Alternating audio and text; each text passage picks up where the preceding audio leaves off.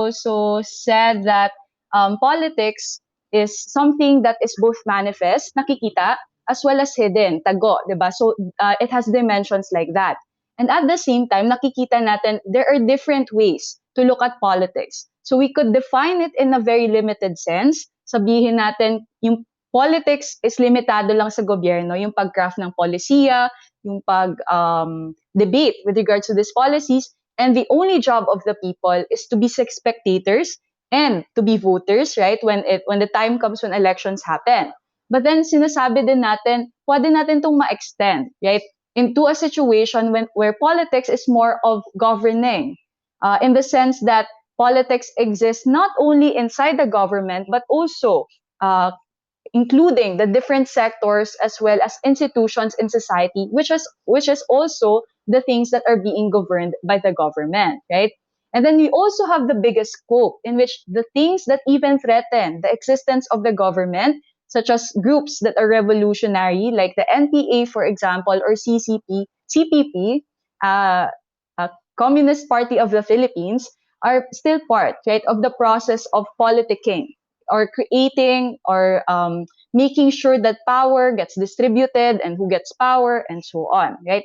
But the primary thing that we should discuss when we're talking about politics is the idea of power, right? Kasi when we're talking about power, given scarce resources or values in society, as Kathleen said, kinakailangan yung power na iyon para makuha ng mga tao or ng mga grupo yung mga scarce resources. So we have the second definition, or one of the definitions, the authoritative allocation of scarce values in society. Okay, sige. Who do you think is the biggest or the institution that is involved in the authoritative allocation of scarce values? Yung pinakamalaking institution na sila yung nagtatalaga kung sino magkakaroon ng access sa edukasyon, sa healthcare, sa pera, and so on. Sige. Does anybody have The president, ideas sir. that they want to forward? The president. Who said that? Ako, sir. Si Shai. Okay, sige. So the president, specific, sino? Si Krisha? Hindi kasi nag-ano yung, si Shai. Krista Major. Okay, si Shai. Krista May. Ayun, si Krista May. Okay, good. Thank you, Krista. So Krista said that the president, and it's true, right? The government is the biggest institution in any country. No matter how big a company is, guys, palaging mas malaki talaga yung gobyerno. Imagine lang natin yung scope, di ba? From Luzon, sa tip ng Luzon, papunta sa Mindanao, may presence yan ng gobyerno. You can't see that of any other company except the government, right? So it's the biggest institution in any given country. And our contract with the government, right, is we give power to them, or we allow them to execute power over us or to govern us, as long as they could also be able to provide services for us, diba? That's the agreement. Yan. And yun, binibigyan natin sila ng authority to allocate, diba, the scarce values, which we give to them as well, so that these scarce values will be provided to us. Yan. So nagbabayad tayo ng taxes, for example, we make sure that we follow the rules, we make sure that our behaviors are governed because we think, right, that the government would allocate things we need to us. And it's true, talagang tumutulong yung government as an institution. But alam natin, there are certain governments that are doing a better job, and then there are certain governments that are doing an okay job, and then there are certain governments that instead of helping people, they're actually punishing people or using their positions of power to abuse, right? Or to get or extract money from the state even, right? So instead of tayong nagbe-benefit, ginagamit na extractive yung estado. Yan. So very good. So we proceed to the idea first of politics as eto muna. Actually yung idea ni David Easton is politics is like a machine, right? Kung saan ayan, may sistema. Actually, na-discuss na natin to sa UCSP. For example, tingnan natin yung sa vaccination, di ba? Ngayon, yung environment natin, just make sure that you know these terms kasi yung gagawin ni teacher is she's just gonna discuss, right?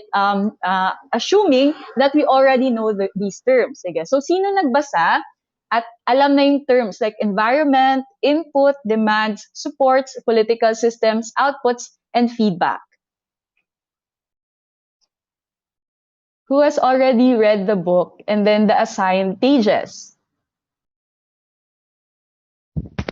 Ako, Chair. Medyo. Okay, very good, Krista. Ayun, so nakapag-scan na tayo. Ayan. Guys, I really suggest for this class, make sure that you read the pages first because the assumption is that ayun, kapag magte-take off tayo, lahat na tayo nakalagay na or ready na, 'di ba, mag-take off. So, I'm just gonna discuss assuming, right, that we know all these concepts kasi we lack a little bit of time. So yung environment natin, for example, is COVID-19 pandemic, di ba? And one of the key characteristics of this or the key issues of this is how to vaccinate people, right? Ayan. So, yung demand ng mga tao, di ba? At saka kung saan nanggagaling yung demand na ito is may mga tao nagsasabi sa gobyerno na kailangan magpa-vaccinate yung buong sambayanan, di ba? Public health sector, all of the doctors as well as the scientists, with regards to public health also suggest vaccination is the way to make sure that we survive this pandemic a bit more intact. You also have support from the international community, like organizations, for example, like the World Health Organization, and syempre, a lot of Filipinos as well, right? Ngayon, so there are demands with regards to that, and then yung support, di ba, galing sa mga tao. And then yung political system, the one which will have or will be the one who will decide how to procure the vaccine and to deliver the vaccine is the Philippine government, right? So, sila yung magde-decide kung ano yung vaccine na kukunin nila, kung ilan yung budget na ilalagay sa vaccinations, kung kailan mag-roll out ng vaccines, and so on, di ba? What do you think about the situation? Are they doing a good job with regards to the process of procuring and getting these vaccines?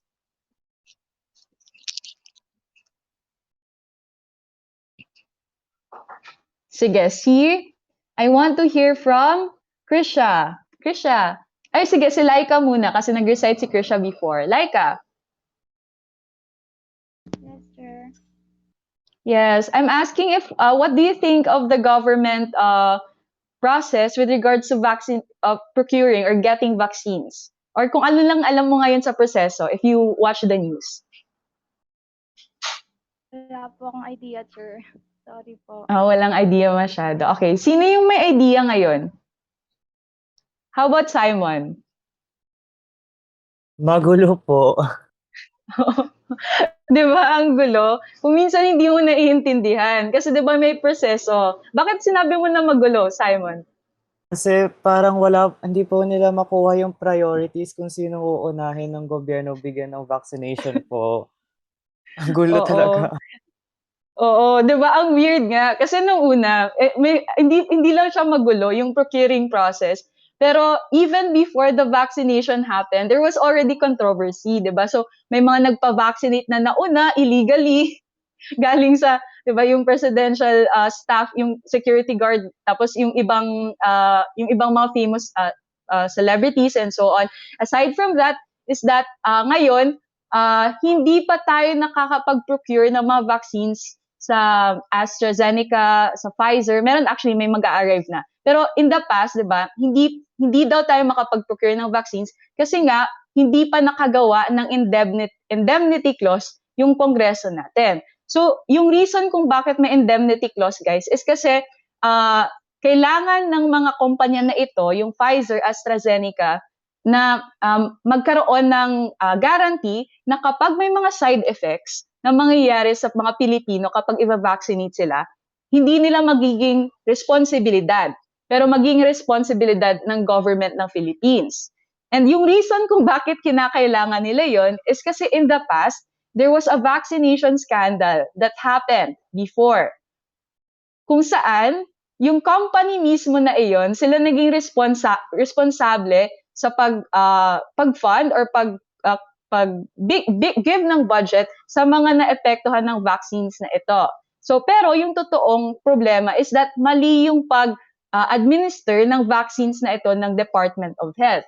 Sino nakakaalala ng ano na yon, ng kontrobersiya na iyon? Medyo malaking gulo to. Before, it was a vaccine for a specific type of disease galing sa lamok. Naalala niyo ba yon? Yung Yun po dengue ba yung vaxia? Dengvaxia? Dengvaxia. Yeah, correct. Yes, ayun. So yung Dengvaxia. So yun yung isang precursor, di ba? The reason why these companies are scared is because the company which created Dengvaxia was the one who bore the responsibility. Pero makikita na 99% na success or effectivity rate yung Dengvaxia na iyon sa Pilipinas ang pumalsok. Kasi again, hindi sinunod yung process ng pag-administer. Right? So, ayun, medyo takot na sila. Pero aside from takot, normal na practice lang talaga ito. Ayan. So, dapat kasi, nangyari is, even before that, kasi sa Singapore, for example, nakagawa na kaagad sila ng indemnity clause before pa sila kumuha ng vaccines kasi alam nila yung proseso. Dito, medyo na late kasi nga walang indemnity clause na nagawa yung Kongreso. Aside from that, yung budget hindi masyadong sapat. Right? So may nilagay na budget sa national budget natin noong 2021, pero the funds are actually coming, or a lot of the funds are actually coming from loans.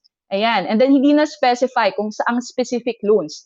Iyon. Anyways, aside from the budgeting, there's also an issue with regards to which vaccines to choose from. Kasi nga, may mga vaccines that are more effective and not as effective, right? And, di ba? So, AstraZeneca and Pfizer, these are the preferred vaccines. And actually, guys, if you think about it in a local politics way, a lot of our local governments have already gotten the vaccines for themselves. So, for example, Manila, Pasig, sila mismo yung bumili ng vaccines from AstraZeneca para sa kanilang mga tao. So, ginamit nila yung sarili ng budget. Hindi na sila naghintay sa national government para mag-decide pa or mag-ano pa. So, sila na lang mismo. So, you could see local politics happening and the idea that this local government have some sort of power to determine na, okay, sige, kami na mismo yung gagawa ng deals, aming budget na mismo yung gagamitin para kumuha ng mga vaccines na ito and so on, di ba?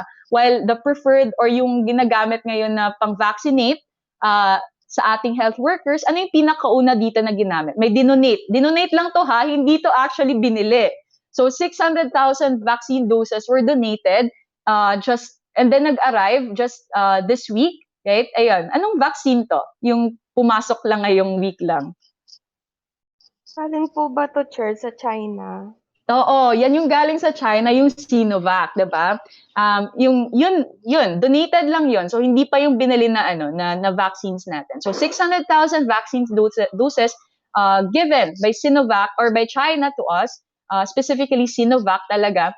And then okay naman. Mabuti naman kasi the Department of Health and then the PGH officials and the doctors, they willingly got the vaccines for themselves. Ayun. So sabi nga nila, a vaccine, the best vaccine is the one that is available daw. So kahit mas mataas yung effectivity rate ng iba, like AstraZeneca and Pfizer, kung ano lang yung meron, yun yung gagamitin. Diba? So, ganon. And hindi pa yun yung tapos yung issue, right? So, eto pa, procuring vaccine from other countries, it's the Philippine government. The outputs, meron na tayo sa output na part, diba? Sige, can I, this? May output na part tayo. So, nagka-procure na tayo or may contracts na tayo sa mga vaccines na ito. Pero may feedback pa, guys. So, do you think that the Philippine public would willingly allow themselves to be vaccinated? No po. No, oo, it would be very hard. Okay, bakit Simon? Why do you say no? Nawawala na po ng trust yung masses sa government sa mga pinaggagawa nila po. As in, Oo. mahirap na talaga. Ayun, and hindi lang sa pero sa vaccination in general, 'di ba? Medyo mas takot sila magpa-vaccinate thinking that the vaccines would have worse effects on them compared to if nagpa-vaccinate sila, 'di ba? So, yun yung a lot of the Filipino public think of vaccines as something that is harmful to their health, right? Because of the dengue vaccine scare, for example, and because even the DOH did not actually support, 'di ba? Or hindi nila masyadong sinuportahan the safety of vaccines. Hindi masyadong masigabong or like useful yung mga public health campaigns nila with regards to the safety of vaccination. as well as to the benefits of vaccinations. So makikita natin in our media environment, right, and even in the supports of the government, vaccines are actually thought of as more harmful kaysa sa more health. Right? If people can help not to be vaccinated, then hindi talaga sila pagpa-vaccinate. So yung government, either they do this mandatorily, 'di ba? Kung saan i-require nila, which could also be a case of a human rights violation, pwede yun maging human rights violation, or pabayaan nila yung mga tao. So that's still something that is a role to fulfill, right? For the government as well as for the media. Kung ano yung kailangan nilang magkaroon ng awareness campaign with regards to vaccination in general.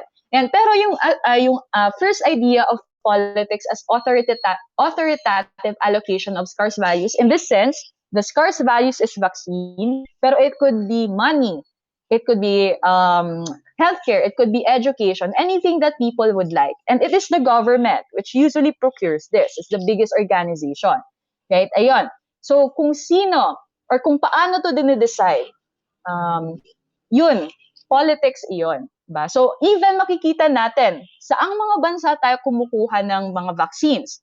Sino yung mga senators? And what are their cases? Or what are their cases with regards to vaccine procurement? Right? What is the outlook of the public with regards to vaccines? Right? Kasi feedback pa rin yan. And then pwede yung kasi cycle lang to, di ba? So for example, magkaroon ng masamang epekto, gagawa ulit ng mga bagong polisiya. And then magagaling din yan ulit sa government, di ba? And so makikita natin, eto daw yung process ng politics, this very magulo na sistema kung saan yung mga scarce values decide ng maraming mga tao, maraming mga institusyon, at lalo na yung gobyerno kasi siya yung pinakamalaking institusyon. So makikita natin dito, manifest and visible. Nakikita talaga yung pagde-decide. Pero sabi ni Harold Laswell, para mas maging like makita natin yung hidden na part dito kasi eto very 'di ba, very surface. Kapag tinitingnan natin to, parang alam natin lahat. Pero sabi ni Harold Laswell, hindi ganoon. Right? May sa likod. Who has the power and why? What is being distributed and should it be distributed and how it is being distributed? Thus, for him, politics is the study of changes or lack of, kapag wala namang change, in the distribution of value patterns in society. Because distributions depend on power, which is the focal point of analysis of politics. Right? So, babalik ulit sa power. Eto kasi parang walang power. I mean, obviously, yung nag-animate dito is power, right? Pero nakikita natin parang sistema lang. Binalik ni Harold Laswell yung power na idea, the power as the animating force, para siyang espiritu ng sistema. 'Di ba? Ni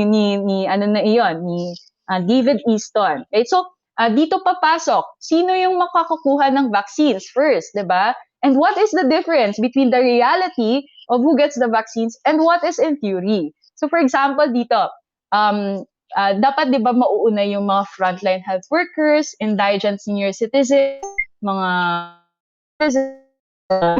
personnel and so on, 'di ba?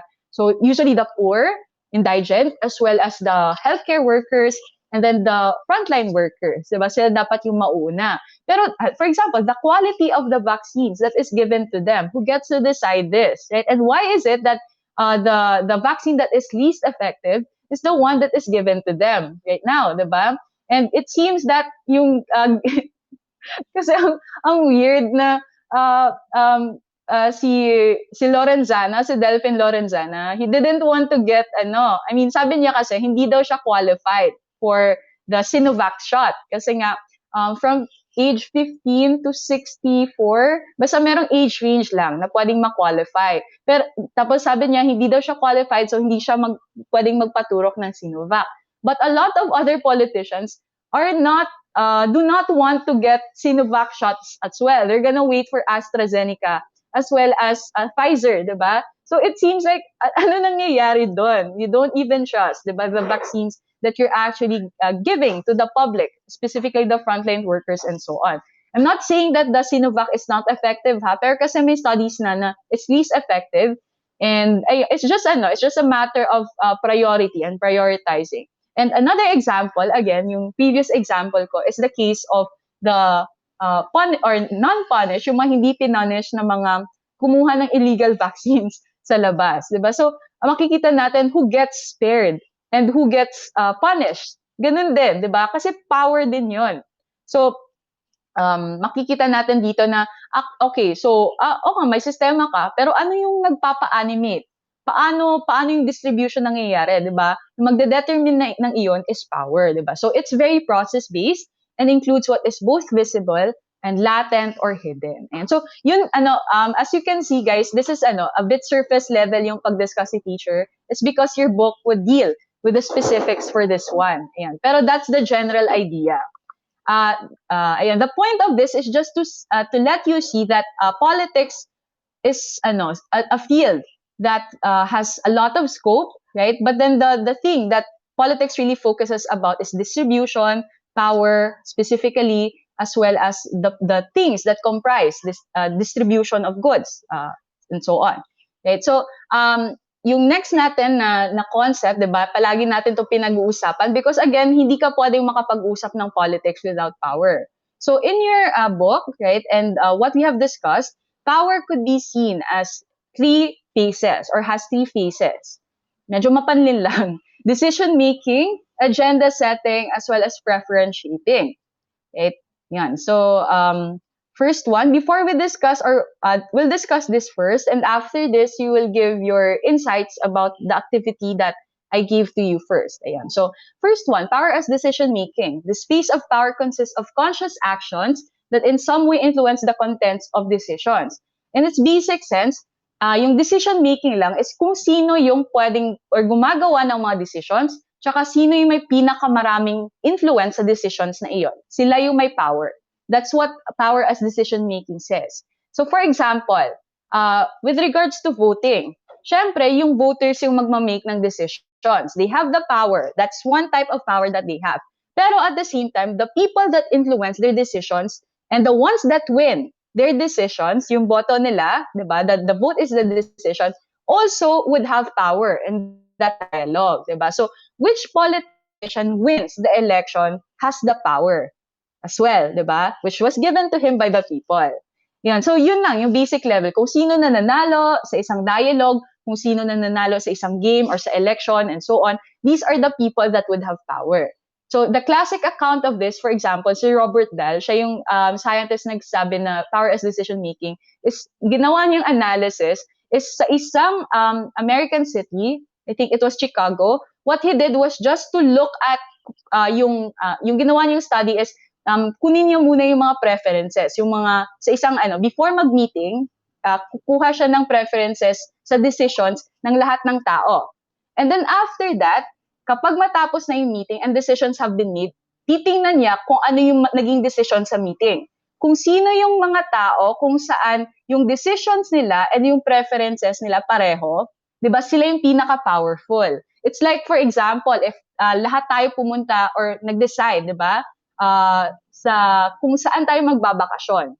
And then si Krisha, si Laika at ako, pareho namin gusto na sa Palawan. Right? And then the rest of you want to go to Mindanao, the rest of you want to go to Batanes, and so on. And then at the end of the meeting, we saw that the decision of the whole group becomes Palawan. Ay, ano nga yung sinabi ko, Palawan. Yung gusto namin ni Krisha at ni Laika. Kami yung pinaka-powerful. That's it, right? So whoever gets or whose preferences and who has the most influence on the decision of the group, these are the most powerful in the group because again, they are the ones who made the decision. Right? So that's just the basic idea of power.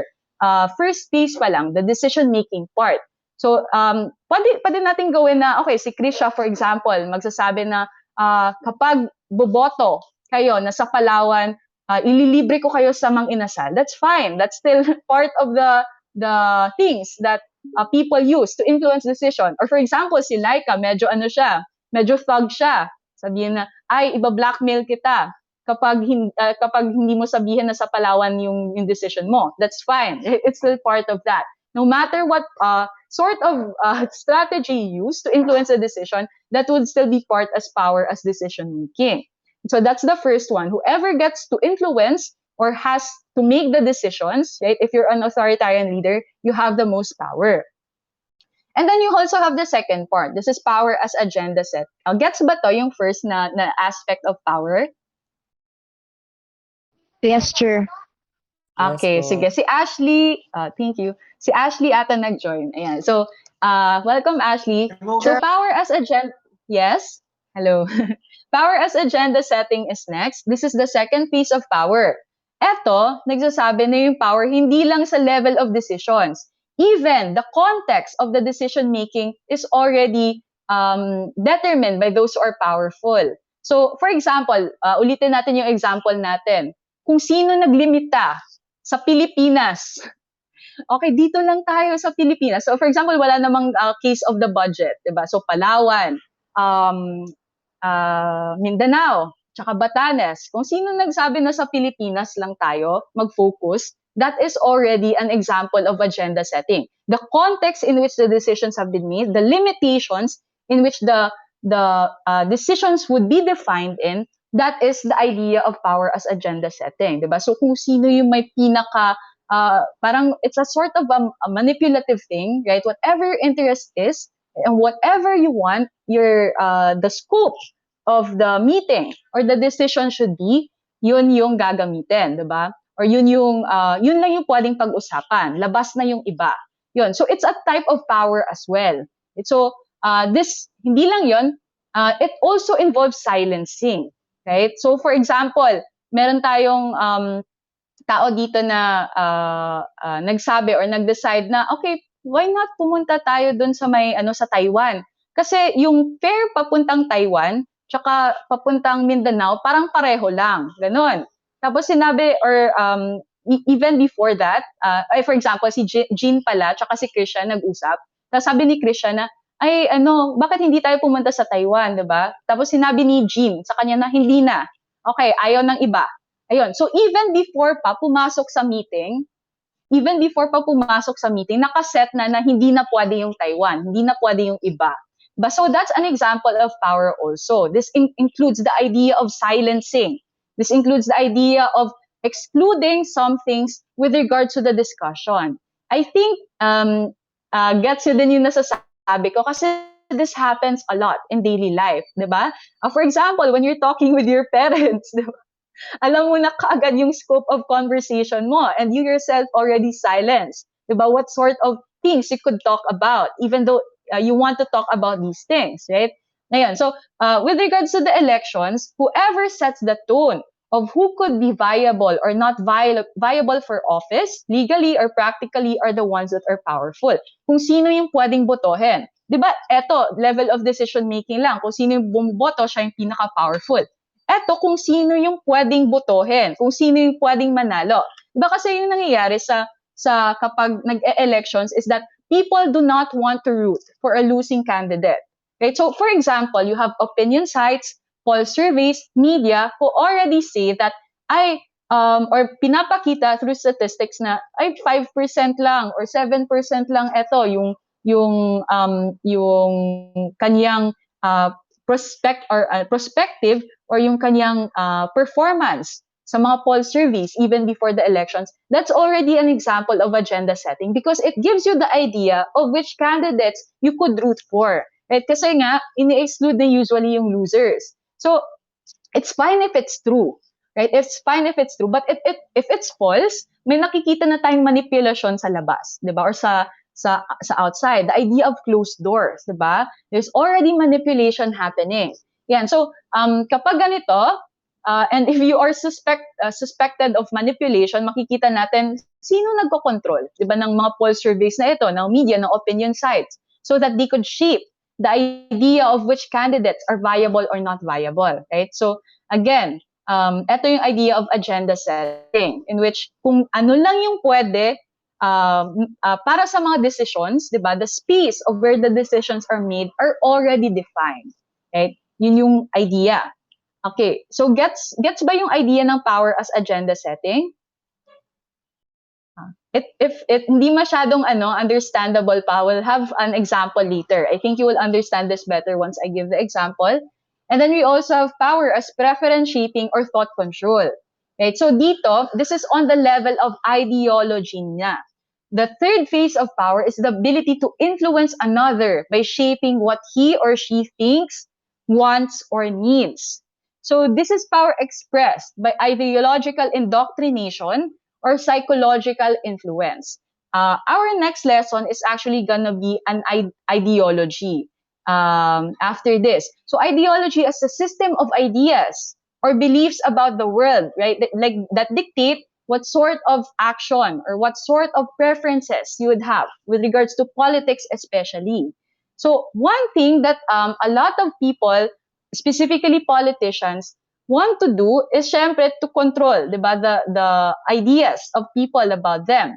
And especially hindi lang pag-control ng ideas, pero kung ano yung kinikare dapat ng mga tao. But so in political life, the exercise of this form of power is usually seen in the use of propaganda or more generally in the impact of ideology. So yung agenda setting, medyo ano siya, specific lang siya. Okay? Pero eto, talagang ginagamit yung buong sistema.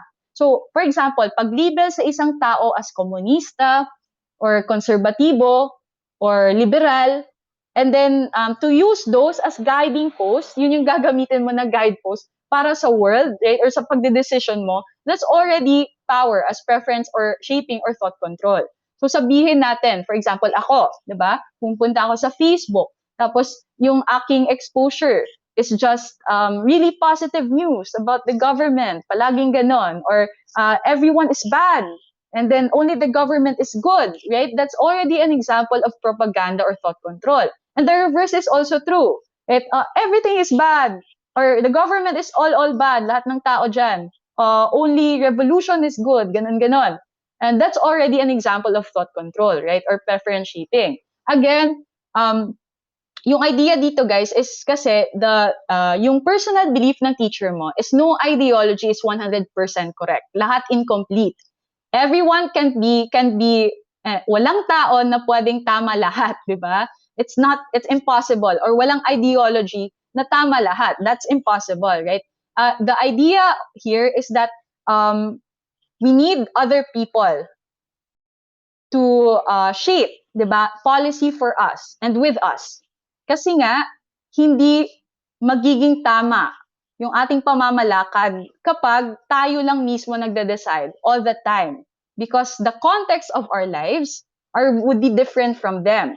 And the idea here is that we're deciding for the whole country or for a whole community. So hindi pwedeng ma-represent ng isang experience yung experience ng lahat, 'di ba? Ayun, yung reason kung bakit kinakailangan. But the assumption here is that dapat nating assume na lahat tayo gusto yung common good. Yung nangyayari kasi, sometimes what we do is not to think of the common good, to discuss, to engage with each other, right? With regards to our ideologies, so that we could reach a common good. It doesn't matter kung ano yung ideology mo. If you're more conservative, or if you're more liberal, or if you're communist and so on, as long as you think about the common good. But if you think that your ideology is correct all the time, you do not have a sense of compromise as well as consensus, then that is where it will get dangerous. Kasi nga walang tama na lahat. Right? So the idea of using or thought control or using one specific ideology para makontrol yung buong pagkatao mo, that's really harmful, right? And makikita natin to, for example, someone who says that all vaccines are bad just because of media representation of vaccines as very harmful, right? Or ang galing-galing ni Marcos, ganun. Yung that's already ideology control, 'di ba? May mga ganong klaseng ideas, right? So power comes from influencing people's thoughts. Kapag sa elections, about what leaders they want or need or deserve. Yun. So makikita natin, the Filipinos deserve what leaders they get. Again, because we are the ones who elected these people. Diba? The reason why Bong Revilla is in the Senate is because the Filipino people elected him. Kung sino man yan, yung hindi natin gustong mga politician, andyan yan eh. Right? So, the only way that could explain that is ideology. Kung ano yung kinakailangan ng tao, sila, sa tingin nila. Ayun. Pero again, yun nga sinasabi, we are mistaken. A lot of that, we think that we actually need these politicians or we want them, but kapag nakikita na natin, ay hindi pala. It was wrong.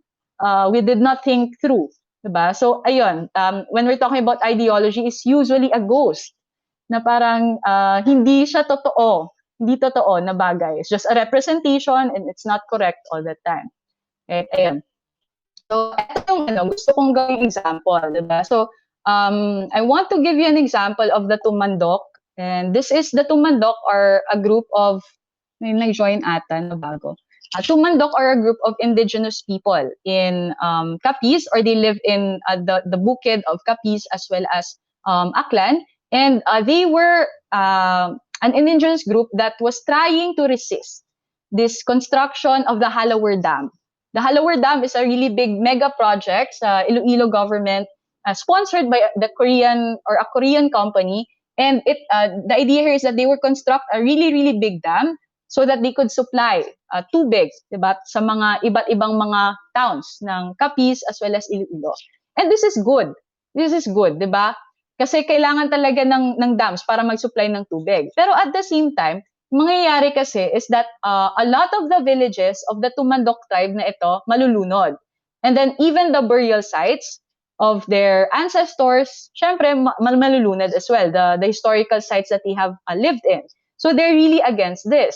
And if you see the plans, makikita natin na there are some other alternative projects kung saan sinasabi nila na hindi kinakailangan na gumawa ng isang malaking dam. You could create smaller dams na mas distributed para hindi masira yung mga ancestral sites, para hindi masira yung mga bahay ng mga tumandok na ito. Okay? Pero again, hindi nangyari. The construction of the dam has not been, has continued. Okay, so nakalagay daw na yung mga tumandok, nag-agree sila with regard to the discussion. Diba, ito yung idea ng decision making. Kailangan na magkaroon ng consensus at saka mag-agree sa isang desisyon. Diba? So kailangan nila ng consent ng mga tumandok people na mag-agree sila sa construction ng dam. So meron daw na consent, diba? May agreement. But makikita natin, no, this is not true. Nag-resist yung mga tumandok ng people. Right? So the idea here of power as decision making, hindi nakuha. Kasi actually nakuha talaga siya kasi the construction is there, pero hindi nakuha completely.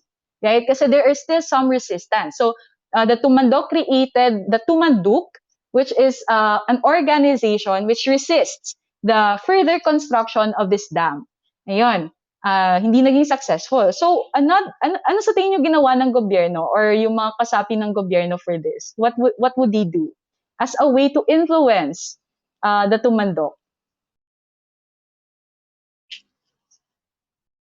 Ideas lang. Maghahanap siguro, Chair, ng malilipatan ng mga Okay, pwede yun. Okay, ayun. So, that's good, Krista. Naghahanap ng malilipatan and there are actually plans for the Tumandok. Pero, yun nga, ayaw talaga ng Tumandok kasi nga, ancestral lands nila. Ibig sabihin, they have lived there, andun yung bangkay ng or andun yung mga burial sites ng kanilang mga ancestors, mga ninuno. The farmlands are there and so on. They're not used to a life outside of farming. And they're not used to a life outside of the environment that they live in. Right? So, hindi sa kanila masyadong viable, 'di ba, yung mga alternative programs ng government. Pero that's good. So that's one way, 'di ba, to make sure, very good, Krista, that's one way to make sure you influence. You give a transaction, 'di ba? The transaction, for example, as Krista said, okay, bibigyan kayo namin ng bahay. Bibigyan kayo namin ng compensation, financial compensation for the lands that we will destroy. And this is usually the process. Okay, paano kapag hindi mag-work yung transaction na iyon? What do they do? Kasi hindi nag-work.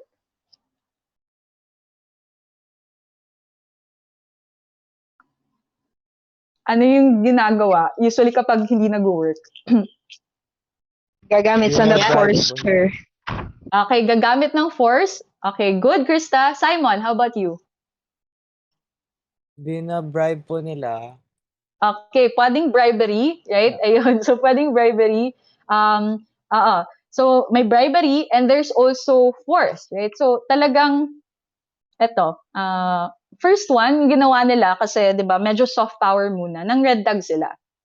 So when we're talking about red tagging, this is associating groups with the communists. Kasi 'di ba, yung communists are considered to be red, right? Yun yung symbol nila palagi, the reds. And so sinabi nila na a lot of the police forces and then the people that are wanting to build the dam said that the Tumandok tribe leaders, right, and the ones that are resisting are part of the communist force. Right? And syempre the churches protested about this because they didn't believe nga na komunista sila. They're just trying to fight for their lands and so on.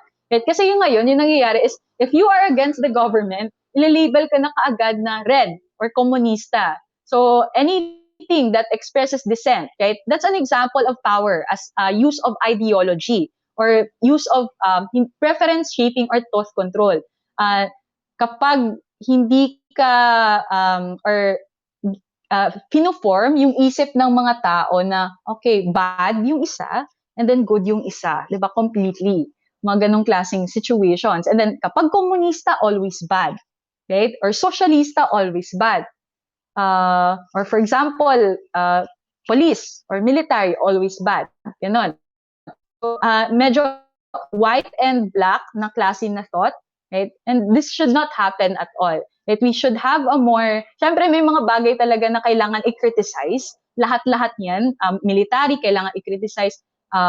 Communist, kailangan i-criticize. And makikita natin sa loob nila, kinikriticize nila yung sarili ng movement and so on. So, kinakailangan ng critical na paniniwala at saka pagtingin sa mga bagay na ito. Pero yung nangyayari kasi is wala na nagiging critical na thinking. Right? It's always black and white. So what they did was to red tag the Tumandoks to justify eto.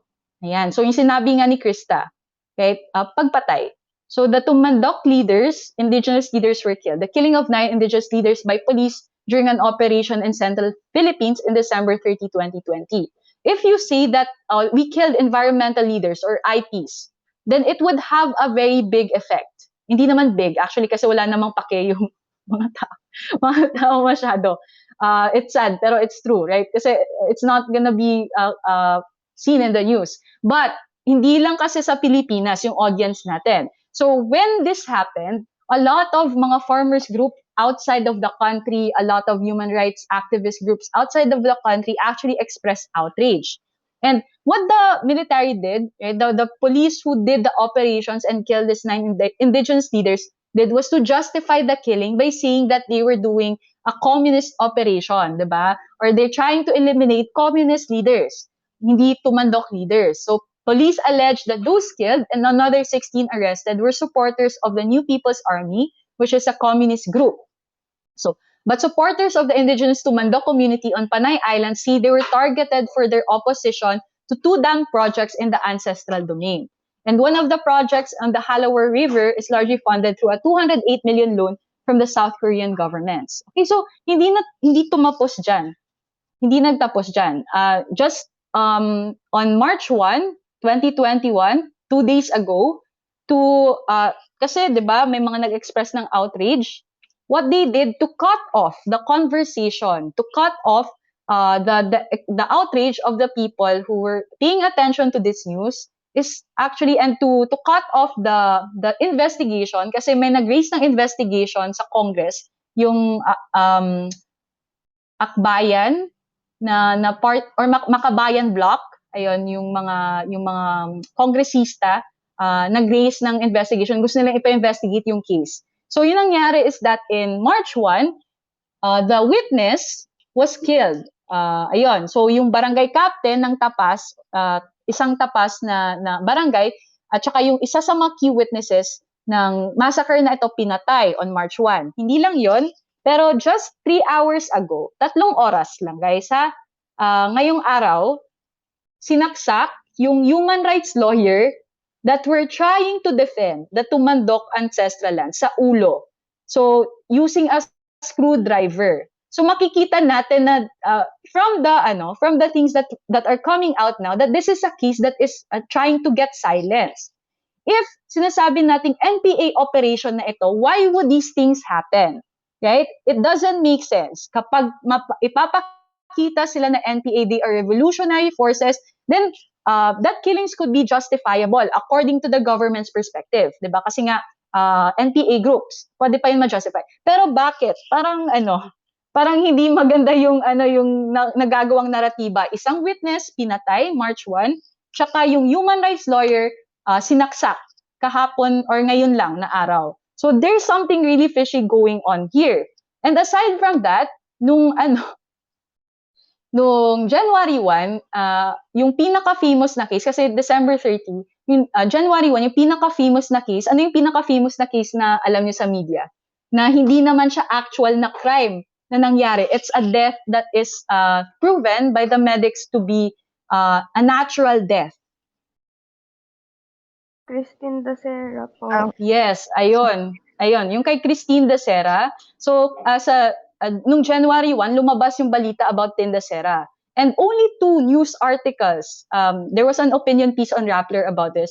Only 2 news articles featured the Tumandok killings, guys. All of the rest went to the Christine Dacera case. And the Christine Dacera case overshadowed, right, all of these, or the news about the Tumandok killings. So nakikita natin, 'di ba? It's a process of silencing. The agenda is set. Kung ano yung pwedeng news na pag-usapan, that agenda is set. It's gonna be Tindaseras. Aside from that, kung ano yung pagpapatakbo ng kaso. Pinatay yung key witness, tapos sinaksak sa likod or pinatay yung lawyer para sa kanila. So you could see that is one way to assert power. You cut off the sources which would contest, diba, the decisions. If they really want to go through with the dam, make sure you cut off the people that stand in the way. Right? So this is an example of power at play. And nakikita natin it's so dirty. It's really, really dirty. Right? Obviously, hindi natin masasabi to with 100% certainty, but na eto yung nangyari. Pero 'di ba, parang hindi naman to pwedeng maging coincidences yung pagpatay sa mga witnesses na ito. And given the way that these things are constructed, kung ano yung daloy ng naratibo at nakikita natin, talaga, ayun, there's really something fishy going on, right? It's a bit Ma'am? depressed. Yes, Simon. In addition po dun sa sa nabarel, which is si Attorney Carlo, Gillian. Secretary General Carlo Gillian, yung update Mm-mm. po sa kanya, okay na po siya, stable na siya and responsive.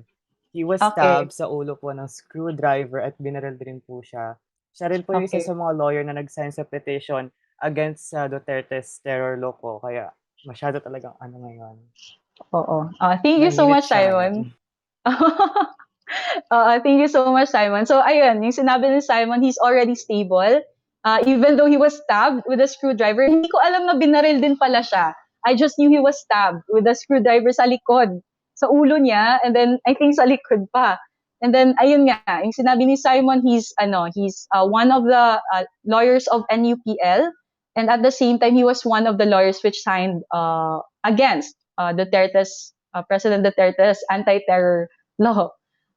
Which has some provisions that are a bit concerning, especially for the human rights activists. Okay, thank you so much for that, Simon. Ayun, so makikita natin, 'di ba? It's very concerning, the events that are happening right now. Okay, so let's try to identify the levels of power. How about the rest? How are you feeling, guys? How are you feeling right now? Okay lang, Chair.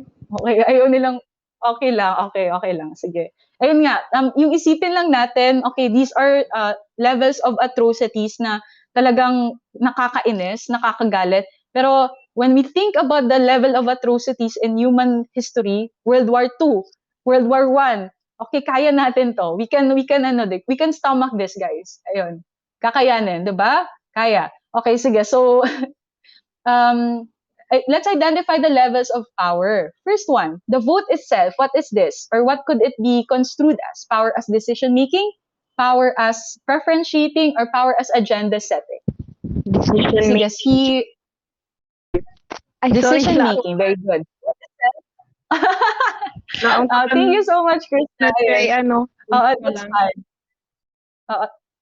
Pero tama yun. Tama yun. Correct. And so, power as decision-making siya kasi it's on the level of decisions lang. Right? The choices, the outputs yung lumalabas. How about the list of candidates to vote? Kung sino lang yung nakalista or kung sino lang naka-include. Okay, eto yung choices mo. Sige, what is that level of power? How about Laika? Is it decision making, preference shaping, or agenda setting? Agenda setting, sir. Okay, very good. Ayun. So agenda setting, the idea is that agenda, 'di ba? The agenda setting part is where kung ano lang yung pwede, the options that are available to you.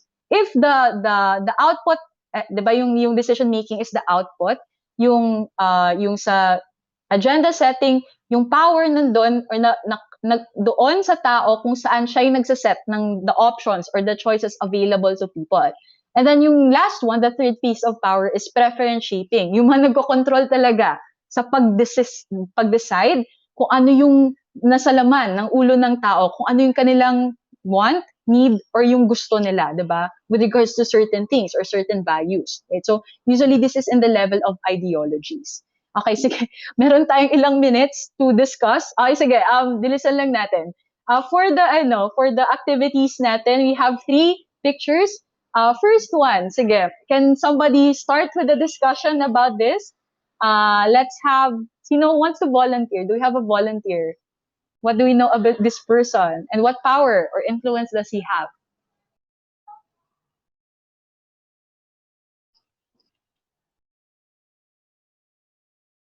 Sige, I'm just gonna pick one, ha? How about Shy? Shy. Yes, Chair. Ulit po yung tanong, Chair. Choppy po kasi. Sorry. Is it better now, yung audio?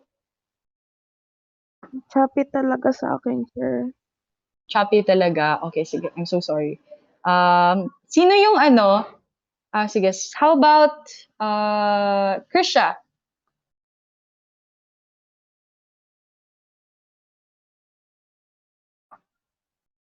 Okay. Sige. So, ako na lang muna magsa-start.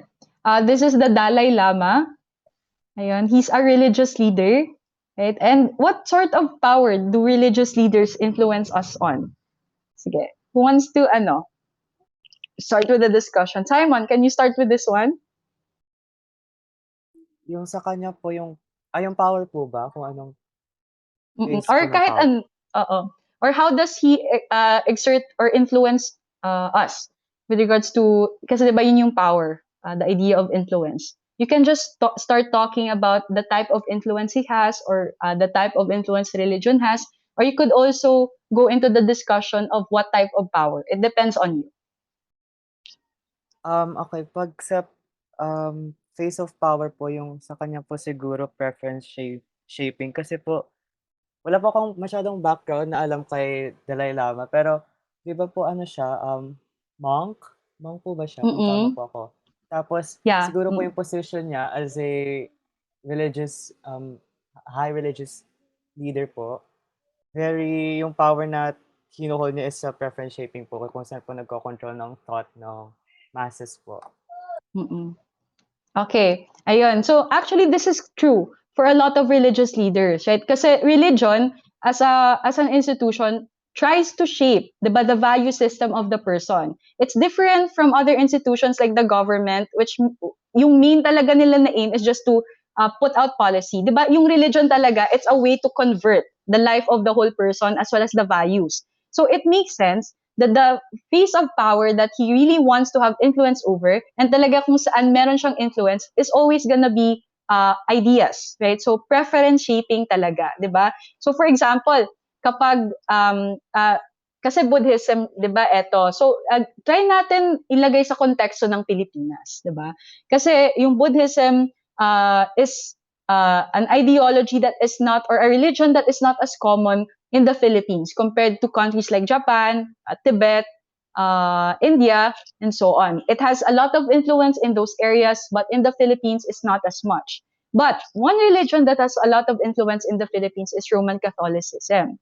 And nakikita natin, di ba, yung, yung mga peculiarities or yung mga weirdness ng Philippines with regards to policy. For example, we are the only country that does not have a divorce policy or does not have a legalization of divorce. Wala tayong divorce law sa buong bansa or sa buong bansa, sa buong world, 'di ba? And the reason for that is only because of religion, right? Specifically the influence of Christian and Roman Catholic religion in general.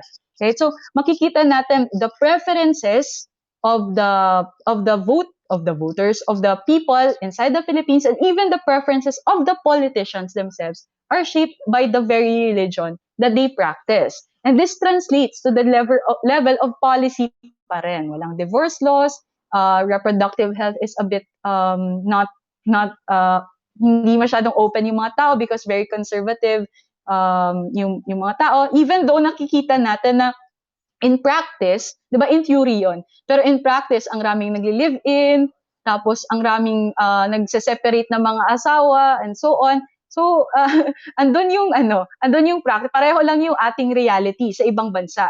Pero wala lang talaga tayong polisiya to control that because again, people do not want to have a policy that is a bit against the ideas or the ideology of what they think Roman Catholic religion is, right? Or yung sa Roman Catholic religion. So that's one, right? Preference shaping.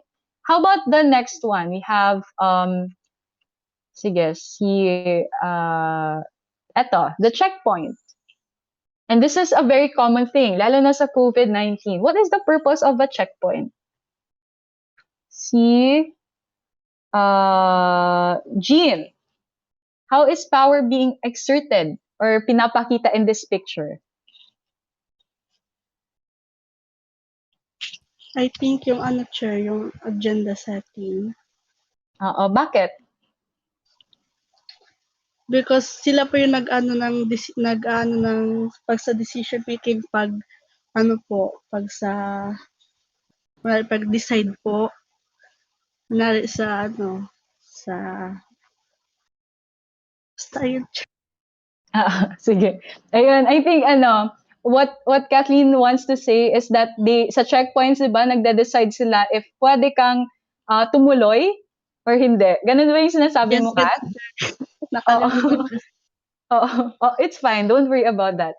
Again, guys, I'm really, really thankful about this kasi lahat kayo nag-recite at ayun, even if you're shy or even if if you think you said like something wrong or a wrong thing, don't worry. Just think of this class as practice. Practice lang. No judgment at all.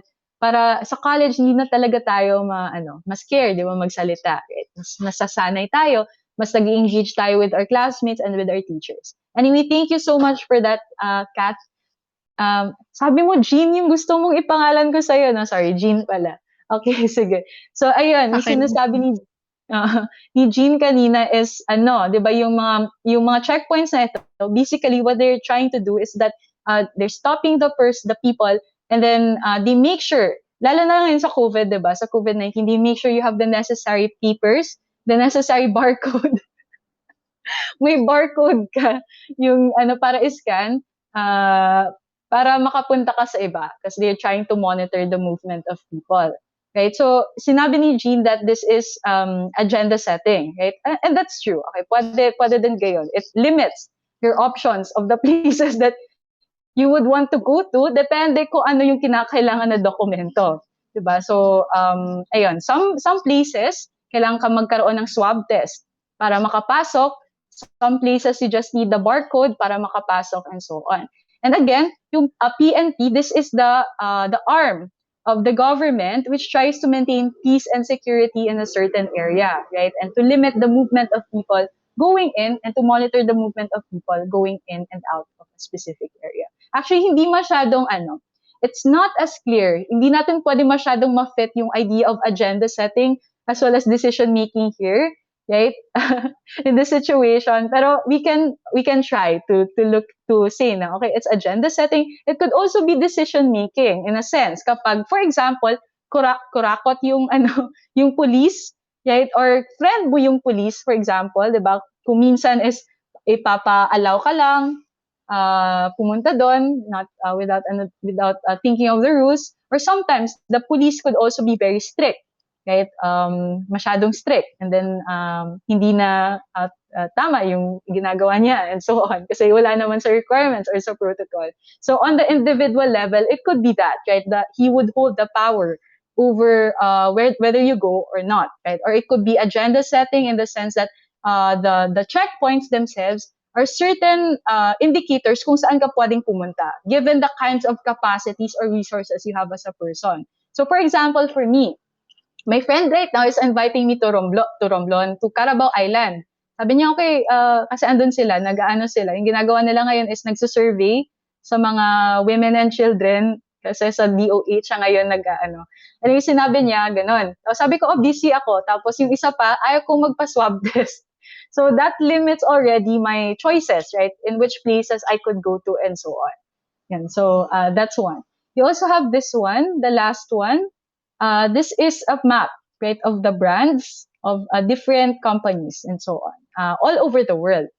Sige, so what is this type of power, or what power do these companies exert over us? Sige, si Ashley. How about you, Ash? What do you think? What level is this? Decision making, preference shaping, or agenda setting?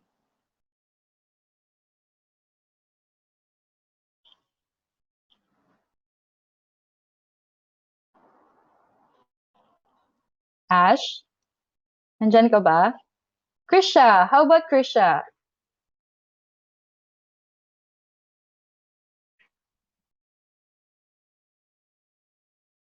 Shy. Mister. Sige, Krisha, oo. Ano yung sa tingin mo, preference shaping, agenda setting, or decision making? Wait, chair. Siguro chair ng Chair, anong page yan, chair? Page 21, yung isa. Page 19 to 21, I think. Correct ba? Yung lang, guess lang. Yung yung first one, decision making is on, sige. Ano siguro chair ng power chair.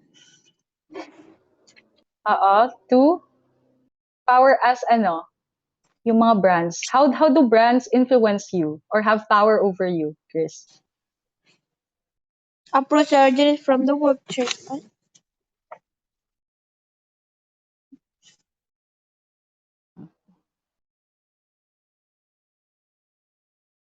Okay, familiar ka naman sa brands na ito, no? McDo, Kellogg's, Yes, chair. so on.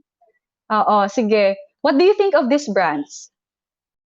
Sikat sila chair sa mga bars, mga like foods. Mm-mm. And then compared, for example, kapag may McDo ka na brand and then you have a local karinderya, ano yung mas gusto mong kainin? Sa McDo. Talaga. Gusto ko sana yung kabila yung sasabihin mo, no? Pero McDo, di ba? You see the appeal of this specific type of brands. Oo, ayun. And then makikita natin, di ba? Yung mga brands, Levi's, Oreo, Canon, there's already a source of appeal and merong idea na, oy, masarap to. Pero actually, when you eat some of them, like for example, McDo, diba, they're a bit disappointing at the same time. But at the same time, kinakain ko pa rin kahit sinasabi ko ay hindi naman masyadong masarap. Diba? There's a sense of idea na the McDo brand is even more appealing than the McDo food itself. Do you experience what I experience?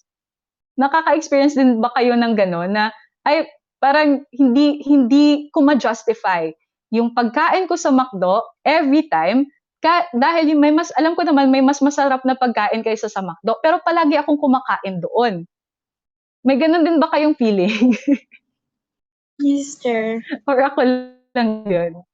Ayun, okay. So, di ba, kung minsan ganun tayo, or nakikita natin, we have certain preferences with regards to brands. May certain loyalty tayo. Lahat tayo actually, may mga brands that we are loyal to. Sige, sino dito yung may isang brand talaga na loyal sila? No matter, parang if you analyze it more deeply, no matter what sort of product that they will come up with in the future, meron ka na siguro mga 80 to 90% na certainty na magugustuhan mo sila. Okay, sino may mga ganong klaseng ideas or meron ganong klaseng loyalty sa mga brands? Or kahit hindi lang brand, kahit mga creators or TV show writers or kahit sino. Sige, si Shai. How about you, Shai?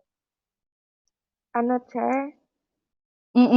May mga bagay na may loyalty ka regardless of anything that they might produce. Kasi yun yung idea, di ba, ng branding. Okay, eto siya. K-pop groups. Ano yung pinakagusto mong K-pop group ngayon? 17 po. 17. No matter what 17 produces, will you be loyal to them? Sure. Oo, ayun, 'di ba? So may ganun idea as well. Kahit for example, meron silang bad na release na music kasi talaga ganun 'yan. I have also been a fan of some K-pop groups, and there's always situations kung saan medyo mas pangit yung release nila. But then I still enjoy it, right? Even though medyo pangit yung release nila. Or ayun, it's the same with these brands as well. So alam natin there are better brands than, or there are better biscuit groups than Oreo, right? But then the Oreo as a brand is so prevalent, and ginagamit siya sa ice cream, ginagamit siya as a snack, ginagamit siya sa cake, right? All of these different things. And we can see that through this idea na prevalent siya, palagi siyang nakikita, there's already a big influence, right? With regards to our perception of this brand of Oreo. It means that it's desired by a lot of people because it's used in so many different things, right? And from that idea, kahit kung minsan sasabi natin, mas masarap yung cream O, diba? Kaysa sa Oreo. Because a lot of people seem to like Oreo better, there's already a perception that it's superior compared to the other biscuits that we have, right? So that's already part of ideology putting its influence on us sa level ng mind, but also on the level of preferences. Okay? So makikita natin ilang to nangyayari sa ganito sitwasyon, pero even on the political level. Right? Kasi kung sino yung gusto ng mga in-groups natin, yung kasama natin, or who we find cool, for example, we find cool, right, or DDS friends, or kung mga komunista na friend, yun lang yung nakikita natin. We have a view of things that should be similar to them as well. Right? So that's on the level of ideology na. Okay, sige, so we end here. Thank you so much for the discussion, guys, and thank you so much for participating. I hope that you learned stuff in this class as well, and I'm very happy to teach you and to learn from you as well. Okay, goodbye everyone, and I hope you have a good day today. Bye Bye, po. Thank Chair. you. Thank you, Chair. Hi, Bye Chair. bye.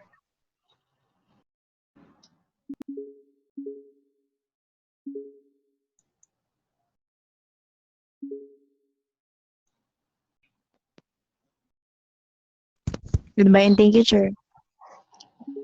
Bye bye.